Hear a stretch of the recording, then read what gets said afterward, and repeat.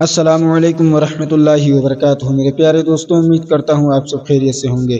دوستوں، ویڈیو کو آپ اسکپ بالکل نہ کریں بلکہ آخر تک دیکھیں۔ میں آپ کو ایک نصیحت مند واقعہ بتانے والا ہوں قبر کے متعلق سے۔ ایک شخص کی بہن فوت ہو گئی۔ جب اسے دفن کر کے لوٹا تو یاد آیا کہ رقم کی تھیلی قبر میں گر گئی ہے۔ چنانچہ وہ اپنی بہن کی قبر پر آیا اور اس کو کھودا تاکہ تھیلی نکالے۔ اس نے دیکھا کہ بہن کی قبر میں آگ کے شعلے بھڑک رہے ہیں۔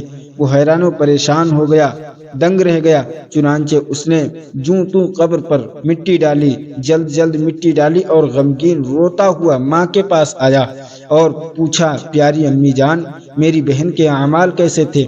وہ بولی، بیٹا کیوں پوچھتے ہو، کیا بات ہے؟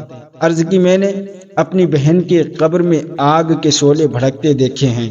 یہ سن کر ماں بھی رونے لگی اور کہا، افسوس، تیری بہن نماز میں سستی کیا کرتی تھی، نمازیں نہیں پڑھا کرتی تھی، اور نماز اوقات یعنی ان نمازوں کو ان کے وقت پر نہیں پڑھا کرتی تھی، یعنی نماز قضا کر کے پڑھا کرتی تھی۔ پیارے اسلامی بھائیوں، کہیں شیطان آپ کو اس وسوسے میں نہ مبتلا کر دے کہ نماز قضا کرنا ہی سخت گناہ ہے، لہذا نماز رہ جائے تو اسے قضا ہی نہیں کرنا چاہیے۔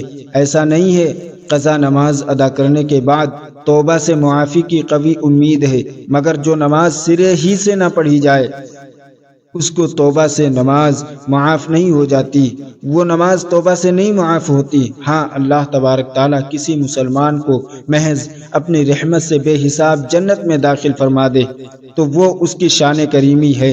بہرحال نمازوں کی عادت ڈالیے، اور اگر پچھلی نمازیں باقی ہیں تو ان کا بھی حساب لگا کر قضائے عمری کا اہتمام کیجیے۔ نیت صاف، انشاءاللہ عز و جل منزلیں آسان ہو جائیں گی۔ آپ ہمت تو کیجیے، مایوس نہ ہوں۔ امام اہل سنت مولانا شاہ احمد رضا خان فاضل بریلوی علیہ رحمت و رضوان فرماتے ہیں، اگر کسی پر 60 سال کی نمازیں باقی ہوں اور وہ ساری نمازیں قضائے عمری کرنے کی نیت سے گھر سے باہر قدم رکھے اور موت آ جائے تو انشاءاللہ العزیز اس کی مغفرت ہو جائے گی۔